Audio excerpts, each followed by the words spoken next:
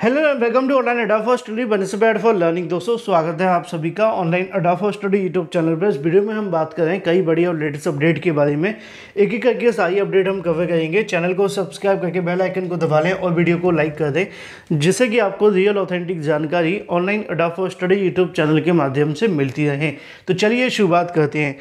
जैसा कि दोस्तों आप सभी जानते हैं कि आज के समय के अंदर आप जितने ज़्यादा होशियार हैं उतने ही ज़्यादा कहीं ना कहीं खतरों के नज़दीक भी हैं, क्योंकि इस समय पे बहुत सारी ऐसी चीज़ें सामने निकल कर आती हैं। कुछ नई नई जो चीज़ें वो आप सभी के सामने आती हैं, जिसके माध्यम से एक मनोरंजन का जरिया बनने के साथ साथ डेंजरस भी हो जाता है। अब आपने बहुत सारे ऐसे केस भी देखे होंगे कि आप यूट्यूब वीडियोस देखते हैं और कुछ लोगों के माध्यम से इस प्रकार के लिंक दिए जाते हैं और आपको कहा जाता है कि आप YouTube के वीडियोस को लाइक करिए, आपको पैसे मिलेंगे। होता क्या है कि उसके अंदर पहले आपको 50-60 रुपये, 70 रुपये या 200 रुपये जो भी दे दिए जाते हैं, उसके बाद में आपको एक अलग लिंक से जोड़ दिया जाता है। वहाँ पे आपसे कुछ इन्वेस्टमेंट के नाम पे पैसे मांगे जाते हैं और फिर जो असली खेल है वो शुरू होता है। लोगों को लगता है कि हमने बिना कुछ किए 250-300 कमा लिए हैं, इसी प्रकार अगर हम कमाते रहे तो निश्चित तौर पे बेनिफिट मिलेगा, लेकिन इसका उलट ही होता है। अब एक नया मामला सामने निकल कर आया जहाँ पे प्रयागराज वैसे तो हर मामलों में आगे है, चाहे अगर बात की जाए भर्तियों को लेकर, पढ़ाई लिखाई के मामले में, या फिर अगर बात की जाए ठगी के मामले में। प्रयागराज पहले भी ठगी के मामले में आगे हुआ करता था और अब भी आगे है। भर्ती परीक्षाओं के अंदर सबसे ज़्यादा जो सॉल्वर पकड़े जाते हैं वो आपको प्रयागराज से ही देखने के लिए मिलते हैं। उसकी दो सबसे बड़ी वजह है। पहला ये कि यहाँ बड़ी संख्या में कोचिंग संस्थान हैं जो कि उत्तर प्रदेश के अलग अलग छोटे छोटे या बड़े ज़िलों से यहाँ पढ़ने के लिए या तैयारी करने के लिए आते हैं, पहला। दूसरा सबसे बड़ा कारण ये भी है कि यहाँ पे सबसे ज़्यादा भर्ती आयोग है। और तीसरा जो कारण है वो आपके कोचिंग संस्थानों के साथ साथ बड़ी संख्या में इंस्टीट्यूट भी हैं। तो ऐसे में सभी कहीं ना कहीं यहाँ पे जो सॉल्वर या शिक्षा माफिया हैं वो सक्रिय रहते हैं, इंस्टीट्यूट के माध्यम से छात्रों से संपर्क बना के या फिर भर्ती आयोगों के अंदर धांधली और भ्रष्टाचार करके। अब एक मामला आज की तारीख में देखने के लिए मिला, जिसको लेकर प्रयागराज के अंदर एक बड़ा कहीं ना कहीं खुलासा सामने आया है, जहां पे करोड़ों की कहीं ना कहीं जो ठगी है वो हो चुकी है। एसटीएफ लखनऊ के माध्यम से इसको पकड़ा गया है। गेमिंग ऐप से इंटरनेशनल रैकेट से जुड़ा कटरा का दानिश। ये जो कटरा है वो जम्मू कश्मीर वाला नहीं, प्रयागराज वाले की बात की जा रही है। लिखा हुआ है यूं तो प्रयागराज हर मामले में अव्वल है और अब प्रयागराज का नाम इंटरनेशनल लेवल पर साइबर ठगी में भी आ गया है। साइबर ठगी के एक बड़े रैकेट का मास्टरमाइंड कटरा का रहने वाला दानिश है। दानिश ने विदेशी हैकरों के साथ रिलेशन बनाकर करोड़ों रुपए की ठगी की है। गेमिंग ऐप या सीधे शब्दों में कहें कि सट्टे में दानिश ने तमाम लोगों को ठगा है। दानिश अब जेल में है और एसटीएफ ने दानिश को लखनऊ से गिरफ्तार कर लिया है। दानिश ने अपने इंटरनेशनल हैकरों के साथ मिलकर कहीं ना कहीं जो इस बात की जो कबूली है वो भी किया और एसटीएफ ने दानिश की रिमांड पर लेते हुए आगे की जो पूछताछ है वो भी की जा रही है। आगे लिखा हुआ है कि गेमिंग ऐप के जरिए कमाई का जरिया बनाया। आगे यहाँ पे आपको देखने के लिए मिलेगा कि दानिश ने बताया कि विदेशी हैकरों की एक वेबसाइट से वह ऑनलाइन टेलीग्राम चैनल खरीदता है। इसके बाद उसके जरिए फर्जी वेबसाइट या लिंक बनाकर वह ऑनलाइन लूडो किंग ऐप से बेटिंग करने के लिए लोगों को इनवाइट करता है। इसके लिए व्हाट्सएप या इंस्टाग्राम से लोगों को कहीं ना कहीं ग्रुप बनाकर जब लोग गेम खेलने के लिए हामी भर देते हैं तो उन्हें गेम ऐप का लिंक भेजा जाता है और उसके बाद पैसे लगाकर और भी बहुत सारी बातें सामने निकल कर आती हैं, जिसको लेकर अब यहाँ खुलासा हो गया है। तो अब आपको सावधान होने की आवश्यकता है।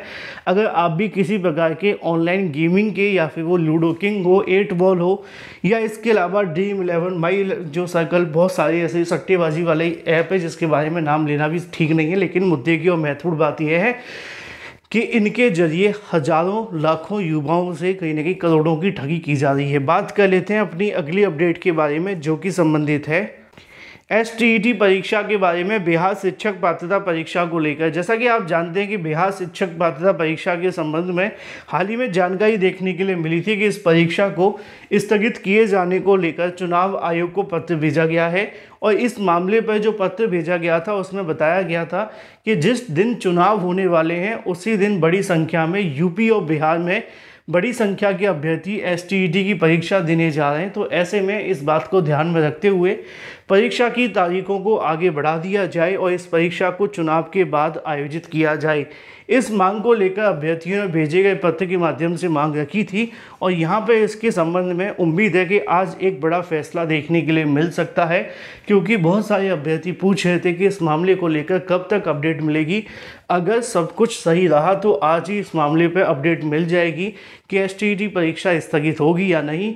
जो भी जानकारी होगी दोपहर तक या देर शाम तक आप सभी को इस चैनल के माध्यम से दे दी जाएगी। अब बात कर लेते हैं अपनी अगली अपडेट के बारे में, जो कि संबंधित है उत्तर प्रदेश के परिषदीय विद्यालयों के बारे में। लिखा हुआ है कि उत्तर प्रदेश के परिषदीय विद्यालय 25 तक खुले रहेंगे, बेसिक शिक्षा के विद्यालय, और 25 के बाद आपकी जो छुट्टियां हैं वो शुरू हो जाएंगी। बेसिक शिक्षा परिषद के विद्यालय 25 मई तक खुले रहेंगे। इस दौरान शैक्षणिक कार्य स्थगित रहेगा, लेकिन शिक्षकों को स्कूल में उपस्थित रहना होगा। बीएसए प्रवीण कुमार तिवारी ने बताया कि परिषदीय एवं मान्यता प्राप्त विद्यालयों के अंदर जो गर्मियों का अवकाश है वो 20 मई से शुरू हो जाएगा। बच्चों की छुट्टी हो जाएगी, लेकिन लोकसभा चुनाव की देखते हुए जनपद के सभी विद्यालय 25 मई तक खुलेंगे। उन्होंने बताया कि सभी शिक्षक और प्रधानाचार्यों को स्कूलों में नियमित रूप से उपस्थित होना होगा। मतदेय और बूथ वाले विद्यालय प्रधानाध्यापक के निर्देश पर किया जाएगा। वहां पर फर्नीचर की कमी को देखते हुए नज़दीक विद्यालय से मंगवा लिए जाएंगे। तो उत्तर प्रदेश के परिषदीय विद्यालय जो है 25 तारीख तक खुलेंगे, लेकिन छुट्टियां पहले ही लग जाएंगी। बात कर लेते हैं अपनी अगली अपडेट के बारे में, जो कि संबंधित है एलटी ग्रेड, इसके अलावा खंड शिक्षा अधिकारी को लेकर। लिखा हुआ है पीसीएसजे भर्ती की प्रतीक्षा में अभ्यर्थी। जब आप इसी मामले को लेकर थोड़ा सा नीचे जाते हैं तो यहाँ पे आप सभी को देखने के लिए मिलेगा कि अगर बात की जाए इस मामले को लेकर, यूपीपीएससी के माध्यम से कई ऐसी भर्तियाँ हैं जिनकी विज्ञापन जारी करने हैं, जिसमें आपके जो आती है खंड शिक्षा अधिकारी भर्ती है।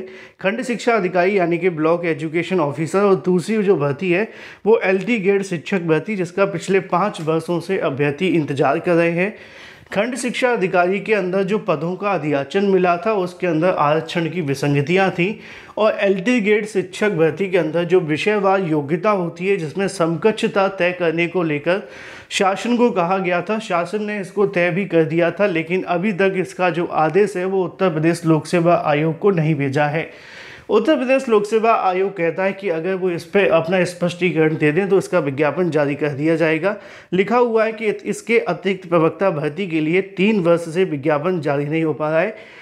ऐसे में फिलहाल आयोग परीक्षा निरस्त और स्थगित परीक्षाओं में अटका हुआ है। उसके बाद अगर शासन इन भर्तियों को लेकर आदेश दे दे तो इनके जो विज्ञापन है वो जारी कर दिए जाएंगे, जिसमें उत्तर प्रदेश लोक सेवा आयोग की एलटी ग्रेड शिक्षक भर्ती और खंड शिक्षा अधिकारी भर्ती और इसके अलावा जीआईसी प्रवक्ता भर्ती शामिल होंगी। Thank you for watching this video.